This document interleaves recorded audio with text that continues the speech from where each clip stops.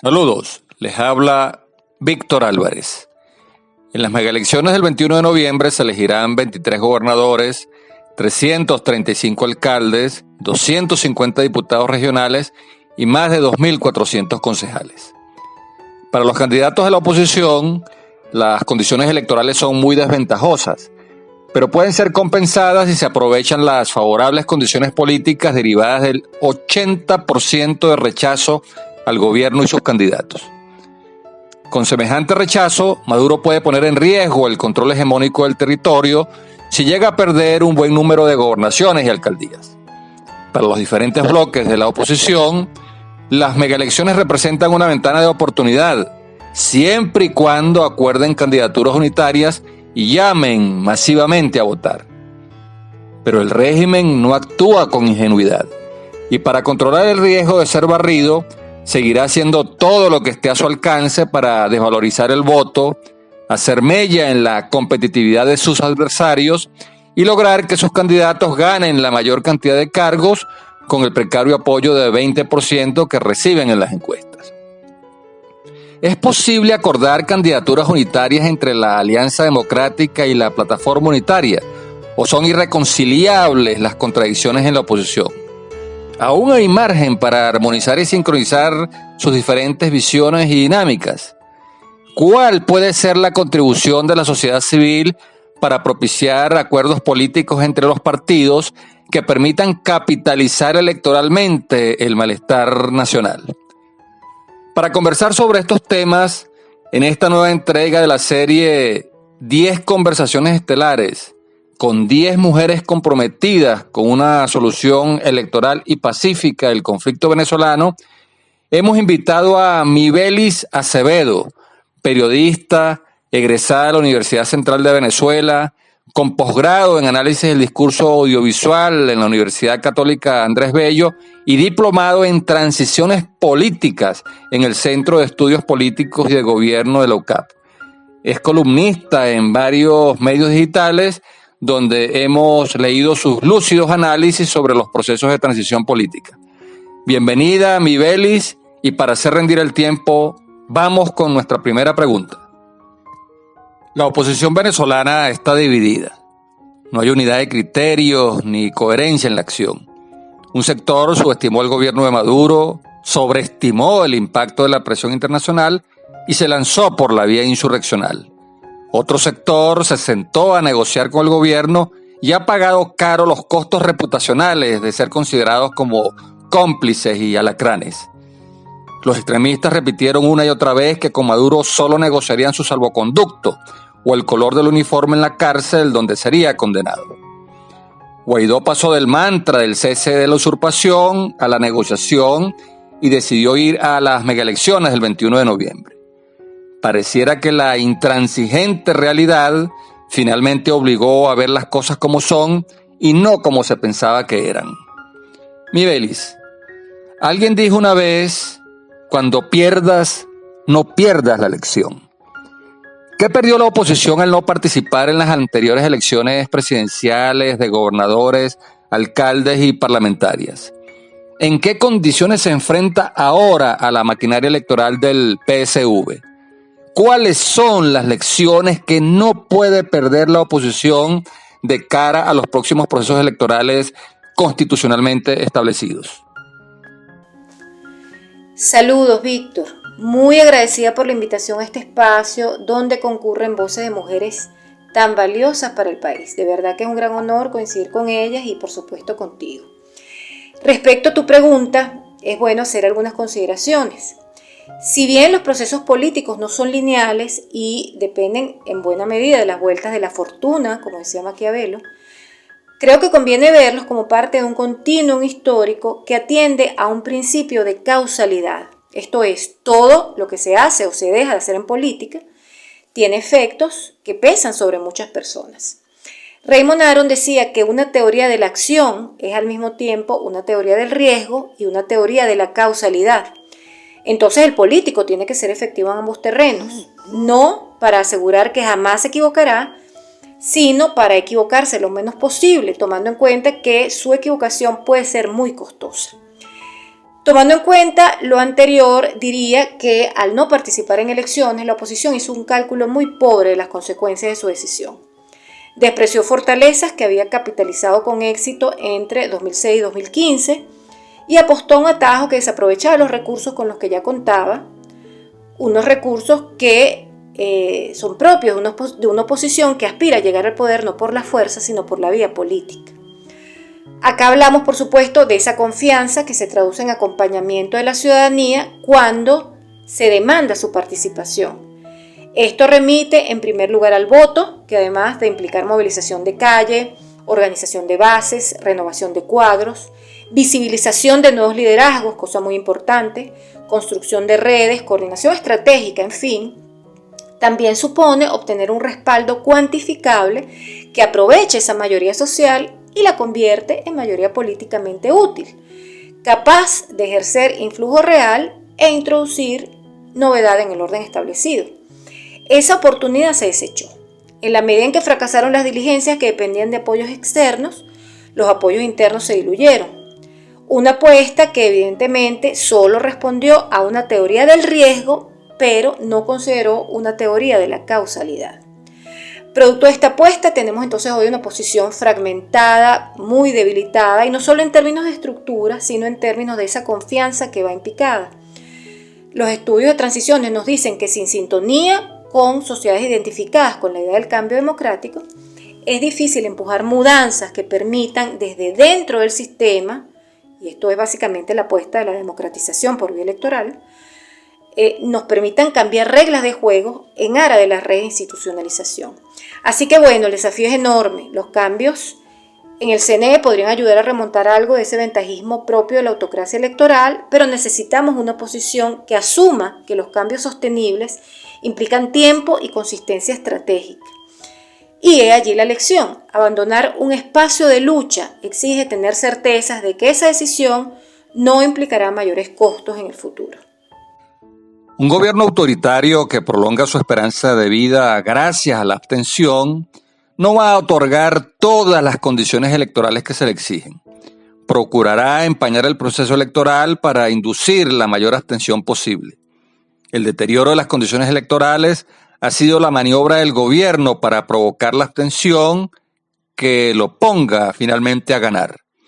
Por lo tanto, no se pueden esperar condiciones electorales ideales y quienes decidan postularse tienen que prepararse para competir, incluso en las peores circunstancias. Mibelis, ¿crees que el deterioro de las condiciones electorales también ha sido utilizado como pretexto por una oposición dividida que no logra ponerse de acuerdo para presentar candidaturas unitarias y teme ser derrotada por los candidatos oficialistas a pesar del poco apoyo que estos tienen? ¿Qué hacer para aprovechar las favorables condiciones políticas derivadas del 80% de rechazo al gobierno y sus candidatos? Lo primero es decir que ciertamente ese deterioro de las condiciones electorales ha sido real, pero eso es algo que, como tú bien apuntas, forma parte de una política que no es nueva, que no es nada original. Se trata del mismo menú que han aplicado todas las autocracias electorales en el mundo para inducir la abstención opositora. Hablamos de fraude, alteración de resultados, represión, inequidad, así como manipulación de actores, de clivajes políticos y de reglas de competencia. Y esto lo digo porque si bien no se trata de igualar la experiencia de Venezuela con la de otros países, sí conviene superar ese convencimiento de que como nuestro caso es único, entonces es irresoluble en teoría por vías políticas. Sobre todo cuando lo que toca es identificar esas oportunidades que efectivamente se presentan a la hora de participar en elecciones viciadas. Y este es precisamente ahora el caso, pues luego de 4 años de llamado al boicot, hoy la mayoría de los partidos está dispuesta a renunciar a la abstención y competir en las elecciones del próximo 21 de noviembre. Entonces yo creo que sí, que es útil prestar atención a la experiencia foránea y entender, por ejemplo, por qué en el caso del plebiscito de 1988 en Chile se atendió a un profundo sentimiento de realismo, como nos decía Mariana Elwin, ex parlamentaria, ex ministra de Estado e hija para más señas de Patricio Elwin, el primer presidente de la transición chilena. En ese caso, luego de intentarlo todo, como también nos dice Mariana Elwin, de haber cometido errores que se pagaron muy caro y de evadir la decisión de ir a elecciones precisamente porque se arguía que las condiciones no eran favorables, al final la oposición chilena decidió juntar fuerzas y sacar a una población del pantano del miedo y la parálisis en que estaba sumida. Eso es fundamental ahora en Venezuela. Volviendo a nuestro caso, hay que decir además que en esas condiciones electorales ha venido trabajando el nuevo directorio del CNE. Se han habilitado tarjetas y actores políticos, se hizo una auditoría integral al sistema de votación, se realizó una jornada de inscripción y actualización del registro electoral y actualización del catastro. Se invitó a actores internacionales a hacer observación, se trabaja en un reglamento de campaña. En fin, pareciera entonces que el reto ahora es aprovechar ese 90% de rechazo que castiga el gobierno para organizarse y contrarrestar abusos que ocurren en ausencia de testigos en los centros de votación o para presionar por garantías postelectorales que asegurarían a funcionarios elegidos el cumplimiento sin interferencias de su trabajo. Esas condiciones políticas que también restan ventajas comparativas al PSV, hoy sacudido por cierto por crisis internas, deberían verse sin duda como una ventana de oportunidad. Eso además da forma al plan de conquistas acumulativas que supone participar en elecciones autocráticas, en especial cuando no está planteada una elección fundacional. Los partidos políticos están muy cuestionados. Su lucha se enfoca en mejorar las condiciones electorales y restituir sus derechos políticos más que en los derechos sociales. La exigencia de los partidos son de mucha relevancia e interés, pero lo son sobre todo para sus aspirantes a cargos públicos y no tanto para una población azotada por la escasez, la hiperinflación, el colapso de los servicios públicos y la inseguridad. Esta miopía de los partidos impide capitalizar electoralmente el descontento nacional contra el gobierno y sus candidatos. Mibelis, ¿cómo armonizar la lucha por los derechos políticos y sociales? ¿Es posible resignificar la acción política para que deje de ser un monopolio de los partidos y la sociedad civil organizada asuma un mayor grado de participación y compromiso? La armonización de la lucha por derechos políticos y sociales no solo es posible, sino que además es necesaria, más en momentos en los que Venezuela atraviesa una crisis que hace más vulnerables a extensos sectores de la población. De hecho, cuando el liderazgo político logra conectar con los pulsos de la sociedad en términos profundos, cuando logra, por ejemplo, lo que lograron los grandes partidos de masas en la Venezuela del siglo XX, la naturaleza de ese proceso se llena de nuevos significados, de nuevos impulsos, se redimensiona. Y hacia eso debe apuntar precisamente la democracia, hacia la construcción de un gran proyecto colectivo que para funcionar necesita tejido social, necesita de una comunidad articulada y activa. Es difícil pensar en que se puede empujar un cambio si no se logra incorporar al ciudadano esa dinámica, si éste no siente que es un sujeto político con incidencia real en la toma de decisiones y no un simple objeto de la política. Si éste no siente que su voz importa y que es capaz de promover cambios en su entorno que afectarán su futuro y el de otros miembros de su comunidad. Entonces, una tarea fundamental del liderazgo es sintonizar su propio proyecto con el etos mayoritario, como decía Felipe González. Ver el poder no solo como un fin, sino como un medio para alcanzar el bien común. Y aquí voy a citar a Weber.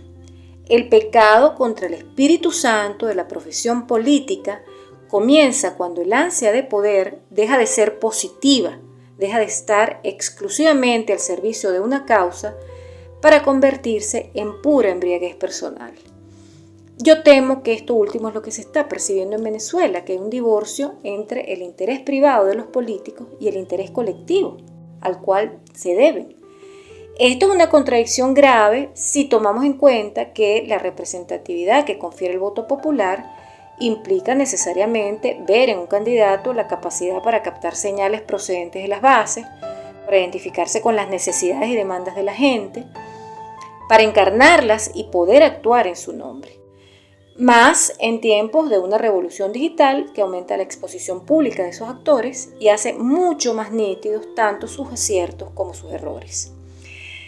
Recientemente hemos visto iniciativas de una sociedad civil resuelta a incidir en la disposición de los decisores políticos para llegar a acuerdos.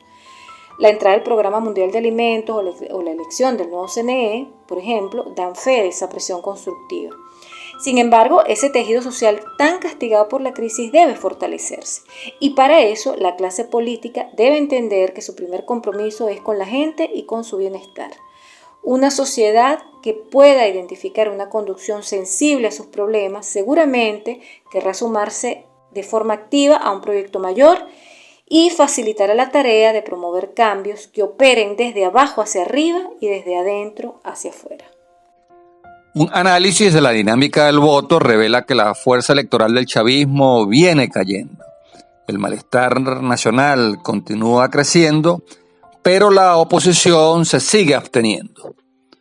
Para un gobierno que cuenta con solo 20% de apoyo en las encuestas, la abstención es lo que lo puede poner a ganar. Por eso hará todo lo posible para desestimular que el 80% de electores descontentos voten y barran con los candidatos oficialistas. Pero la oposición abstencionista sembró en el mapa mental del país la idea de que en Venezuela se vota pero no se elige, que dictadura no cae con votos, que participar en la farsa electoral es legitimar la dictadura. El voto ha perdido valor como instrumento de cambio y esto es funcional al gobierno. Si la mayoría descontenta se abstiene, la minoría que vote por el PSV devendrá en una mayoría. Mibelis, ¿qué se puede hacer desde la sociedad civil organizada para recuperar la confianza en el poder electoral, en la institución del voto y en la ruta electoral para superar el conflicto venezolano de manera pacífica y democrática?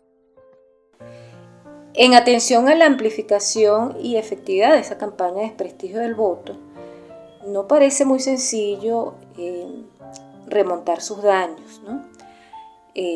Bueno, como decía antes, allí las consecuencias que no se midieron y que hoy están afectando a los propios partidos políticos que deciden retomar la ruta electoral. El punto es que más allá del hecho real de que la elección que organiza un sistema autoritario es también una fuente de incertidumbre, es un proceso que no tiene garantías absolutas, la primera dificultad que veo es la mella que estas matrices antivoto han hecho en la confianza que debe sentir una sociedad para gestionar mejoras y para sentirse protagonista de procesos que afectan su destino. Ese locus de control interno tan importante para dar carne a los movimientos sociales y políticos que se oponen a los proyectos autoritarios también fue afectado por la creencia de que lo que nos ocurre no responde al propio desempeño. Una creencia que se reflejó en aquella desafortunada consigna, por ejemplo, que decía solos no podemos. Ahora mismo veo a buena parte de la sociedad venezolana que está lidiando con sus duelos, que se está despidiendo de la esperanza que puso en una solución externa, y ese dolor necesita algún tiempo para ser gestionado. Pero al mismo tiempo también vemos a sectores sociales organizados que de hecho han presionado a las clases políticas, sectores cada vez más convencidos de que no podemos seguir aferrados al locus de control externo y que importa parir una solución nacional a la crisis. En ese sentido, el voto resurge como el arma por excelencia de los ciudadanos. Uno que ha demostrado su efectividad en otros momentos, pero claro, eso exige renunciar a la pasividad. Yo apostaría que esos liderazgos positivos con gran influjo en sus entornos entiendan que amplificar ese mensaje, que tender puentes y favorecer el trabajo en equipo es ahora una tarea fundamental. De hecho, plataformas de articulación ciudadana como el Foro Cívico ya lo están haciendo, están impulsando iniciativas de contraloría, de seguimiento, de información y formación, de integración activa a los procesos vinculados al ejercicio de derechos como lo es el voto. Entonces, el mensaje que cobra fuerza en estas circunstancias es que los cambios políticos no llegarán por obra de un milagro, que es fundamental contar con una ciudadanía que tiene una visión realista de sus capacidades y sus recursos, y en ese sentido es necesario saber que el liderazgo en todos los ámbitos se está alineando con esa convicción. No es fácil lo que viene, pero también sabemos que las situaciones límites son fuentes de oportunidad que estamos obligados a aprovechar. Se acusa al gobierno de Maduro de violar derechos humanos, de defalcar los fondos públicos, de estar aliado con el narcotráfico, de lavado de dinero, de estar asociado con la guerrilla. Contra Maduro y su gobierno hay causas en la Corte Penal Internacional y se le advierte a su gobierno que todos serán perseguidos hasta debajo de las piedras para que paguen por lo que han hecho. Ante estas acusaciones y amenazas, no es de extrañar que Maduro y su gobierno se aferren al poder. Mibelis, ¿cómo evitar que la pérdida del poder se convierta en una cacería de brujas, en una tragedia para el que resulte perdedor en un proceso electoral? ¿Cuáles serían los acuerdos básicos entre el gobierno y la oposición para facilitar la alternabilidad democrática en el poder? En efecto, estas situaciones de amenaza recurrente, de retaliación y cacería de brujas, lejos de crear incentivos para que los gobernantes autoritarios acepten reglas de juego democráticas y decidan compartir el poder, parecieran más bien abonar lo contrario. Claro, en tanto reacción natural al acorralamiento, esto es hasta previsible, de modo que si queremos inducir otras respuestas en el adversario, esta es un área que exige matices.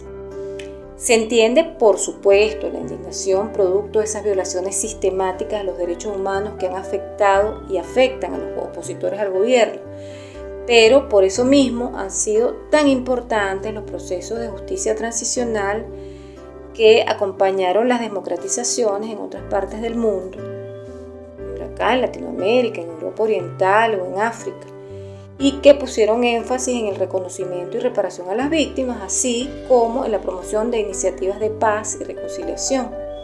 Esto mientras en paralelo continuaban profundizándose las transformaciones políticas. Claro, para que este milagro sea viable, y de hecho lo ha sido, la negociación política debe ser un método al cual se debe seguir recurriendo sin complejos. Las condiciones políticas hoy obligan no solo a insistir y aprender, sino a pulsar con inteligencia estratégica esos reacomodos que se están dando tanto hacia lo interno de la oposición como en el bloque de poder. Es importante reconocer que, amén del proceso de diálogo que se está desarrollando en México en estos momentos, dentro de Venezuela se están dando negociaciones de hace rato y en diferentes niveles. Esos espacios pueden y deben ser aprovechados para romper con la lógica del amigo-enemigo, para construir espacios de confianza que permitan llegar a acuerdos firmes en beneficio de la mayoría. Tal como sucedió en Brasil, como sucedió en Polonia, en México, en España, en Ghana. Y si bien la prioridad ahora es lograr acuerdos que alivien la crisis humanitaria, eso no descarta que como parte de un proceso incremental de avances también se vayan impulsando cambios institucionales. Algo que además permitiría dar garantías a unos y a otros de que la transferencia de poder se producirá sin traumas, de manera justa y cooperativa, y en un marco de normas que responda tanto a las pautas del Estado de Derecho como a las necesidades específicas de la democratización. Esa garantía de no retaliación y eventual incorporación de ambos sectores a una gobernanza conjunta, por ejemplo, tal como se hizo en otros países, probablemente llevaría a eso que David Welch identificó en Sudáfrica como cooperación antagónica. Actores que aún enfrentados políticamente son capaces de reconocerse y trabajar en sintonía por un interés común. Un ejercicio de equilibrio muy demandante, sin duda alguna, pero cuyo éxito quizás podría cambiar el rostro de Venezuela en el futuro. Hemos llegado al final de esta nueva entrega de 10 conversaciones estelares con 10 mujeres comprometidas con una solución electoral y pacífica a la crisis venezolana. Y queremos agradecer altamente a Mibelis Acevedo, periodista egresada de la UCB, con posgrado en análisis del discurso y diplomado en transiciones políticas en la UCAP, por su extraordinaria contribución al análisis y comprensión del proceso político venezolano. Nos vemos en nuestra próxima conversación. Hasta entonces.